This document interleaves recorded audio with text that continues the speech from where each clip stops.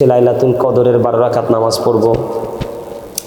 2 রাকাত করে করে আমরা সালাম ফিরাবো, 4 রাকাতের পর আমরা মুনাজাত দিব। চাইলে আমরা অন্যান্য নামাজ মানে আমরা আরও যারা আছি অনেক নামাজ নফল ইবাদত আছে, আমরা চাইলে সেগুলোও করতে পারি। কিন্তু লাইলাতুল কদরের রাত্রিটাতে আমরা বরণ করব, কদরের নামাজ পড়ব 12 রাকাত মিনিমাম। 2 রাকাত করে করে সালাম ফিরাবো, 4 রাকাতের পর মুনাজাত দিব। 4 রাকাত পরে আস্তাগফিরুল্লাহ পড়ব, দুরূদ শরীফ পড়ব, কালেমা তামজিদ পড়ব। এটা আমরা যারা পারি তারা আমরা সবগুলোই পড়ব, আর যারা পারি না অন্ততপক্ষে তারা তওবাটুকু করে আমরা আল্লাহর কাছে ক্ষমা চাইবো। তার কারণ আমরা সারা বছর আমরা অপরাধ করি। অপরাধ করতে করতে করতে করতে আমরা অপরাধের মধ্যে এমনভাবে অভ্যস্ত হই যে আমরা রমজান মাসে শয়তান বন্দী থাকার পরেও, কারণ আল্লাহ বলেছেন ইযা জা রমাদানু ফুতিহাত আবওয়াবুল জান্নাহ ওয়া গুল্লিকাত আবওয়াবুন নার ওয়া সুফিদাতিশ শায়াতিন। আল্লাহ রমজান যখন আগমন করে আল্লাহ রাব্বুল আলামিন জান্নাতের দরজা খুলে দেন, জাহান্নামের দরজা বন্ধ করে দেন এবং শয়তানকে বন্দী করে দেন। কিন্তু শয়তান বন্দী থাকার পরেও কিন্তু আমাদের অপরাধের মাত্রা কিন্তু থামেনি। আমরা কিন্তু কোনো না কোনোভাবেই কিন্তু আমরা অপরাধের সাথে নিজেকে যুক্ত রেখেছি। তো সেই জন্যই আজকে আপনাদের কাছে আমার ফিরে আসা, কারণ আমরা যদি তওবাতুন নাসুহা যেটাকে বলা হয় খালেস নিয়তে তওবা করতে পারি, আর তওবা করতে গিয়ে যদি আমরা চোখের একটা ফোঁটা মাছির মাথার সমপরিমাণ একটা ফোঁটা চোখের ফানি যদি আমরা ফালাতে পারি, জাহান্নামের আগুনটা আমাদের জন্য হারাম হয়ে যাবে। সম্মানিত দর্শক, এই জন্য আমি বলবো আমরা আগামী রজনীতে তারাবি নামাজের পাশাপাশি লাইলাতুল কদরের নামাজ পড়বো, সালাতুল ইশার নামাজ পড়বো, অন্যান্য নফল ইবাদত করব, তার পাশাপাশি আমরা কোরআন তেলাওয়াত করব। আমরা দুরূদ পড়ব, আমরা জিকির করব, আমরা তাসবিহ তাহলিল যে যা জানি যতটুকু জানি ততটুকুই করব আমরা। আর আমাদের একটা অভ্যাস হলো, আমরা দেশ ও প্রবাস থেকে কাছে এবং দূরে থেকে যারা আজকে আমার আলোচনা শুনছেন সকলের প্রতি আন্তরিক সালাম, আসসালামু আলাইকুম ওয়া রাহমাতুল্লাহি ওয়া বারাকাতুহু। সম্মানিত দর্শক শ্রোতা, আজকে এই বক্তব্য দেওয়ার উদ্দেশ্য হলো আমরা আমলগুলোর খবর জানি, জানার পরেও কিন্তু আমরা ভুলে যাই। আসছে আগামীকালকে লাইলাতুল কদরের রাত, আমাদের লাইলাতুল কদর উদযাপিত হবে। আসলে এটা আমাদের জন্য বিশাল একটা নিয়ামতের রাত। এই রাতটা এত বেশি নিয়ামতের রাত যেটা 1000 মাস চাইতে উত্তম, অবর্ণনীয় এক নিয়ামতের রাত্র। তো এই রাত্রিতে আমরা কি করব সেটা আমরা অনেকেই জানি না। আসলে আমরা কনফিউশনের মধ্যে থাকি যে আমরা কি করব, কি করে আল্লাহর দিদার অর্জন করব। আল্লাহ রাব্বুল আলামিন কিন্তু আল্লাহর বান্দার কাছে অতিরিক্ত কোনো কিছুই চায় না। আল্লাহ রাব্বুল আলামিন যেইটুকু নির্দেশ দিয়েছেন সেইটুকু যদি আমরা মানতে পারি তাহলেই কিন্তু আমরা আল্লাহর দিদারপ্রাপ্ত বান্দাদের অন্তর্ভুক্ত হতে পারি। আর এই দিদারপ্রাপ্ত বান্দাদের অন্তর্ভুক্ত হওয়ার জন্য ভাই বাবাদের, মা বোনদের, গোটা পৃথিবীর মুমিন মুসলমানদের এক অবর্ণনীয় সুবর্ণ সুযোগ, সেটা হলো আগামীকাল আমাদের বাংলাদেশে লাইলাতুল কদর উদযাপিত হবে। সেই রাত্রিটাকে আমরা সারা রাত্র ইবাদত করব। কারণ সেই রাত্রিটা এত বড় একটা নেয়ামতের রাত্রি, আল্লাহ রহমতের ফেরেশতারা পৃথিবীতে নেমে আসবে, আমাদের সাথে মুসাফা করবে। আমরা মুসাফা করবে যে ফেরেশতারা, সেটা আমরা কেমন করে বুঝবো? আমরা যখন দাঁড়িয়ে বসে, কারণ আল্লাহ রাব্বুল আলামিন বলেছেন ফাযকুরুল্লাহ কিয়ামান, আল্লাহ রাব্বুল আলামিন বলেছেন তোমরা দাঁড়িয়ে জিকির করো, কুউদান বসে জিকির করো, আলা জুনুবিকুম শুয়ে শুয়ে জিকির করো। জিকির শব্দের অর্থ হচ্ছে স্মরণ করা। এখন স্মরণ আমরা বিভিন্নভাবে করতে পারি। যেমন আমরা তারাবি নামাজ পড়ি, আগামীকালকে আমরা তারাবির পাশাপাশি লাইলাতুল কদরের 12 রাকাত নামাজ পড়ব। 2 রাকাত করে করে আমরা সালাম ফিরাবো, 4 রাকাতের পর আমরা মুনাজাত দিব।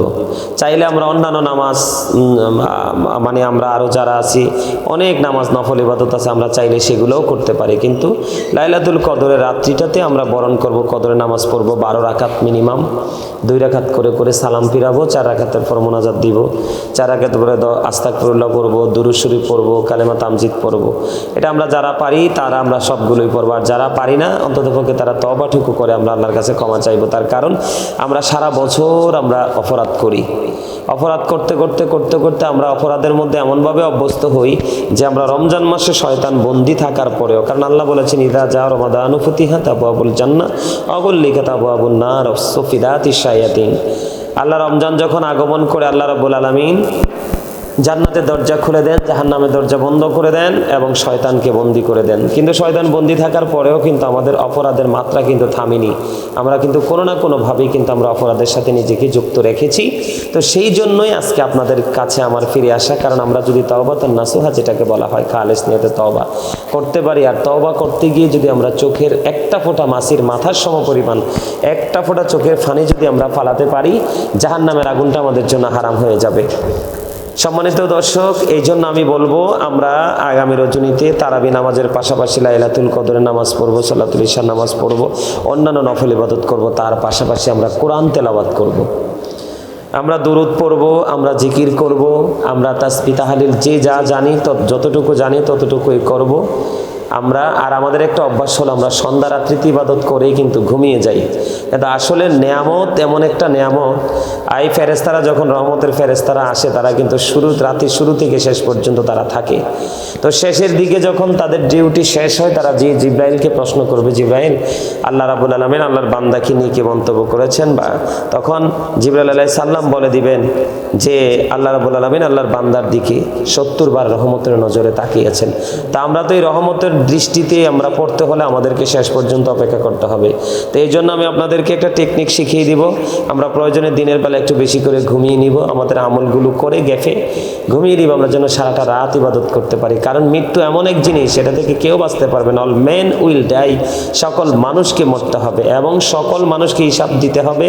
ওখান থেকে বাঁচারও সুযোগ নাই, মরারও সুযোগ নাই, পালিয়ে যাওয়ারও সুযোগ নেই। কিন্তু আমরা যদি রমজান মাসকে যথাযথভাবে পালন করে আমল করে আমরা যদি আল্লাহর দিদারপ্রাপ্ত বান্দাদের অন্তর্ভুক্ত হতে পারি, তাহলে আমাদের দুনিয়াতেও শান্তি, আখিরাতেও শান্তি।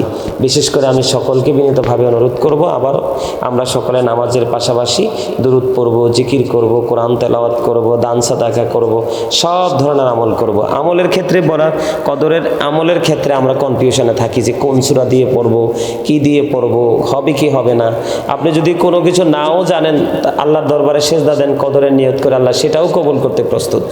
যারা জানে আমরা জানি, যারা বেশি করে জানে আমরা বেশি করে যে নিয়ম অনুযায়ী পড়ব, আমল করব। কিন্তু যারা জানি না তারা যদি শুধু আমরা আল্লাহর দরবারে কদরের নিয়ত করে রুকু সিজদা করি, আল্লাহ সেটাও কবুল করবে। সেজন্য আপনারা যে যা জানেন তা দিয়ে আপনারা নামাজ পড়বেন, আল্লাহর কাছে ক্ষমা চাইবেন, তওবা করবেন এবং আমার আপন স্বজন যারা কবরে চলে গেছে তারা রমজান মাসের উসিলায় তারা কিন্তু জান্নাতে আছে।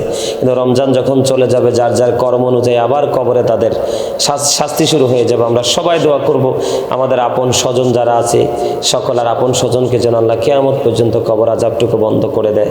কারণ এই কদরের রাত্রি আমরা একবার চলে গেলে আর খুঁজে পাবো না। কারণ একটা বছরের ব্যবধানে অনেক মানুষ পৃথিবী ছেড়ে চলে যায়।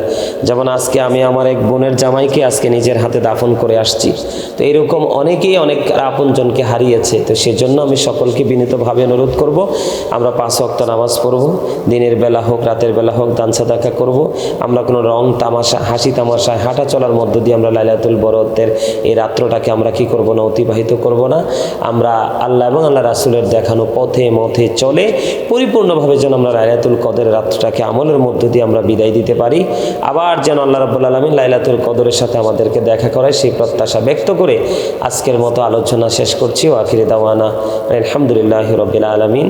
আসসালামু আলাইকুম ওয়া রাহমাতুল্লাহি ওয়া বারাকাতুহু।